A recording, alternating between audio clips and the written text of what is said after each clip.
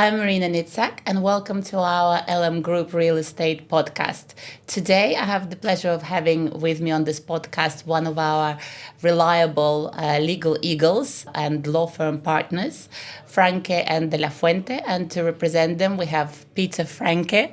Thank you very much for joining me today. Thank you for having me. A lot has been packed into the law of the 3rd of April, 2025.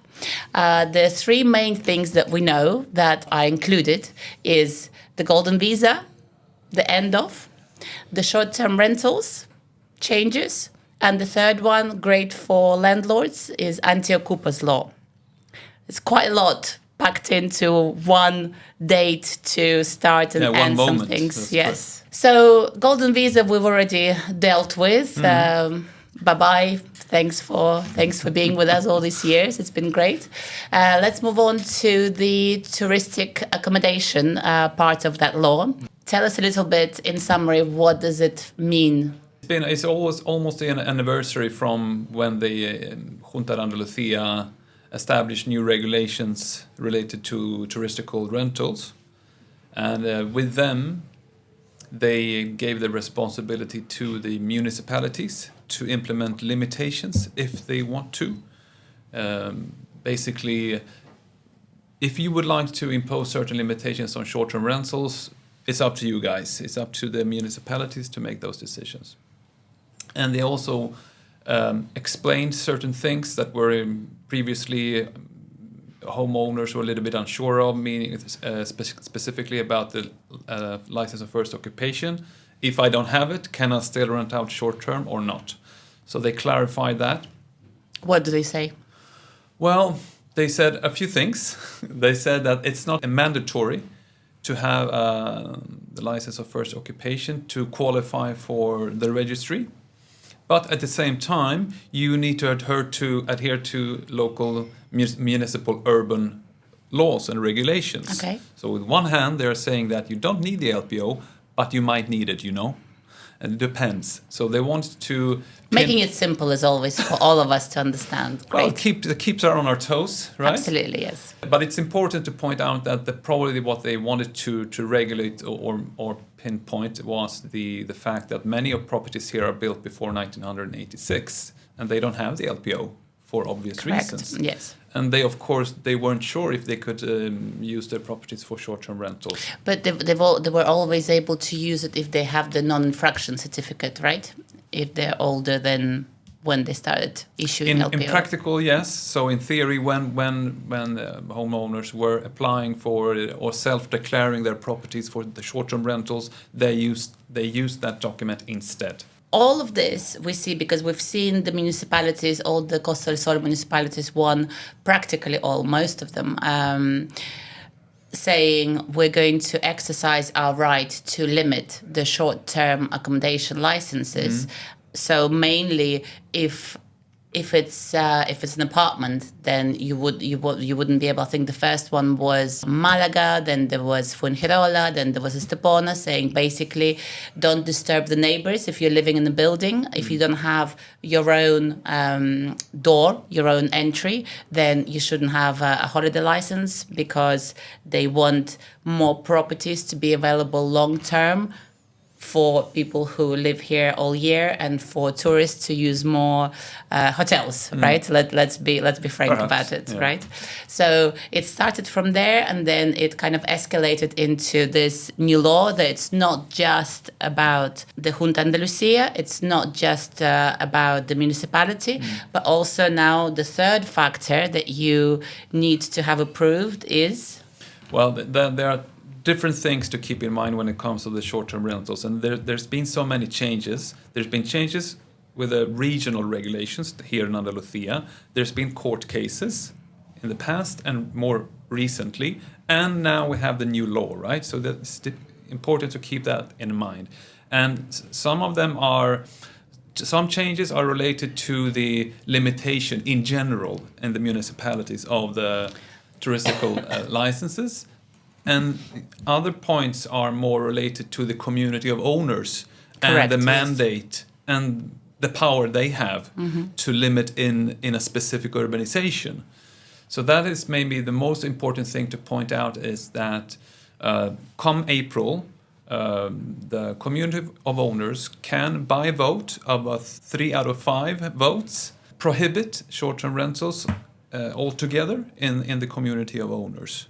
And that is something that has changed. And it relates to quite new ruling from one of the higher courts in Spain that actually explained that the limitations that a community of owners can implement in regards to the short touristical rentals is not only to limit them in periods or increase the fees, but also actually to prohibit them altogether. Can we just define as well short-term rental? What does it mean? Is it less than a particular period of time, less than 6 months, less than 3 months? It's in general it's less than 2 months, but it's the purpose of the rental. So if the purpose of the rental is short-term, the clients or the guests are tourists coming down only for a few days or for a few weeks, then it qualifies as a touristical rental. You have to compare with something else. You have something that's called, in English at least, the seasonal rental, which is more related to somebody maybe coming down to Marbella for a couple of months winter, to work for a couple of months, and they rent for a few months' time. And then you have the normal rentals. Okay.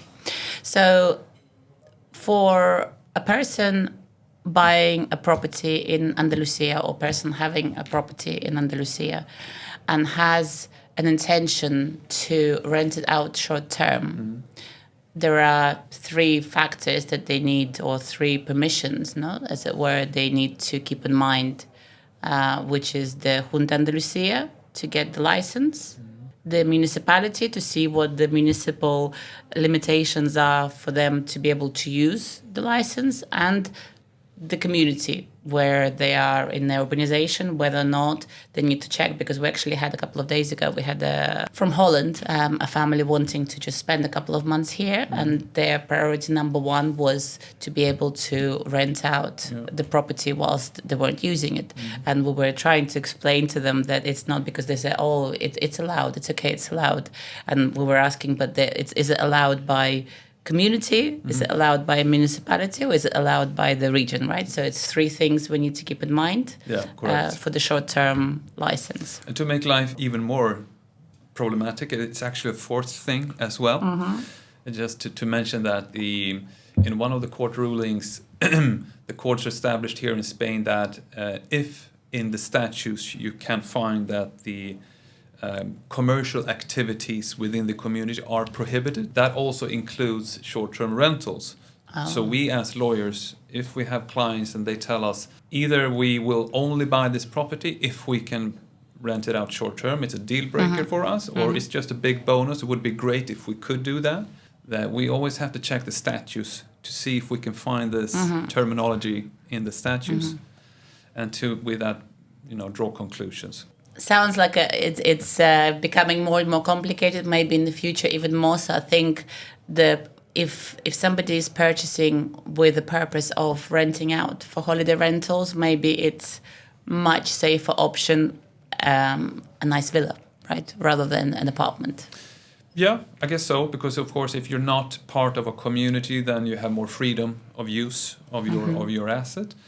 I think in general, just to have a clear routine or a protocol for how to best assist those clients that have those particular needs, if it's really important for them to be able to rent out short term, gather as much information, of course, as possible from the owner in negotiations with them, but of course we have to check everything a second time and include a clause in the contract, subject to the confirmation of a short-term rental, and we will look into only that. Probably we can do that in a day or 2 and find out the answer. Great. And if that's not possible, then they at least can move on to something else. Perfect. It's not all doom and gloom. The 3rd of April, 2025. It also has some good news for landlords, good news for property owners, which is the anti-ocupas clause of the law that's in effect from 3rd of April 2025. Anti-ocupas, what can we look forward to? Give us some good news. Okay. Well, it's a different law, but it comes into it will be coming into force now in April as well.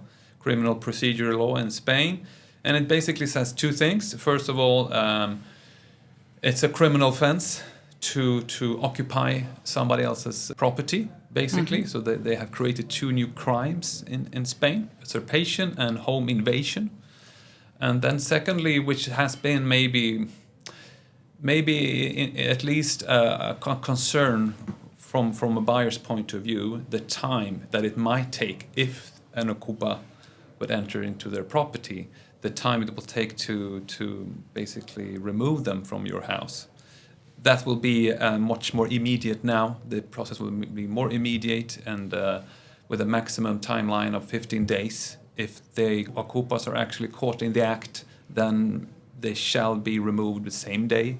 Let's define a little bit as well, because we have even like people from remote villages in Belarus have heard of this Okupas with a K, and basically people talking, media loves having a ball with it and saying, if you are having it as your second residency, for example, the moment you leave and people see that it's empty, people have the right to get in there and just stay there. Nobody will touch them. And if they have children, then forget it. For like 10 years minimum, you've lost your property and you actually have no right to go into even your own house, because often they will have changed the locks. So that's been the big fear for a lot of them. So this new law is good news, because Okupas basically have two definitions, right? Two meanings. One is somebody who is occupying it because they stopped paying rent, right? And the second one, that forced somehow their way, their entry into your property and staying put. So both of those are now defined as a criminal offense?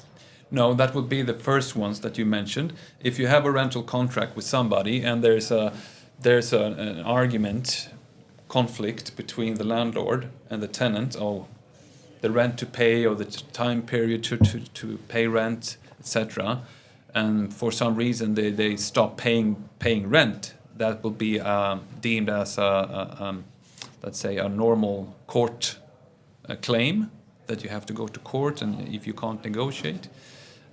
The law now is focused on the Okupas that without permission occupy your building, your property, basically. So and the purpose with the law is to include that situation in administrative process, which is much quicker than for normal criminal offenses. So you bought a property, you went back to Sweden. Your neighbors say to you, listen, are you guys here? Because I see somebody is in your apartment. What do you do with this, with the new law? What are you entitled to do? What can you do to get them out? So according to the new law that's coming into force in April, this situation will fall under a new criminal procedure, giving you the right for immediate processing, meaning that you have a specific unit to call if the person is there and can be seen, caught in the act, so to speak. Then they will act immediately the same day, or if not, they will be called to a court hearing only within a few days' time. And that's the big difference now and before, because if you had Okupas in your property, it could take you a very long time. You were in your right to throw them out, so to speak, but it just took you a long time before you could exercise that right. So if they don't show up to court, then by default they've committed the crime, right? And the police can come and what we know is that they will exercise, and the process is much quicker than it was before.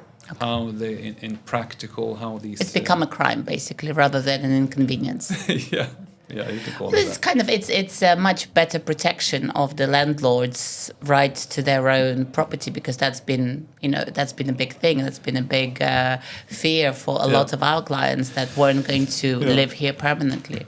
But it is actually interesting. I've been visiting Sweden for property fairs and talking in front of a couple of hundred people, and we have a presentation, and then the guests can ask questions, and it's been every time for the last 6 or 7 times we've done this.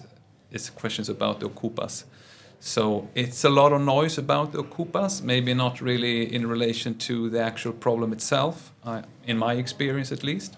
But I think it's a very good thing that we have a better protection for when it happens. It is a crime, and they will exercise that process much, much quicker than what they could have done before. Great. Franke and de la Fuente, do you also deal with those kind of situations? Can people contact you to exercise their right to get unwanted guests from their houses? We don't actually. Okay. No, we don't do that because we are very, very focused. We are very specialized in the real estate transactions, in foreign investments, and international tax law. But we have good lawyers that we can recommend for this specific situation. Fantastic. Any other surprises for the April law? We'll see. Not that I've heard of, at least, but you never Great. know, right? We never know. Well, thank you very much, Peter. It's been very helpful, very useful. And we'll keep an eye out on what else is included in that law. All right. Thanks, Thank Marina. you.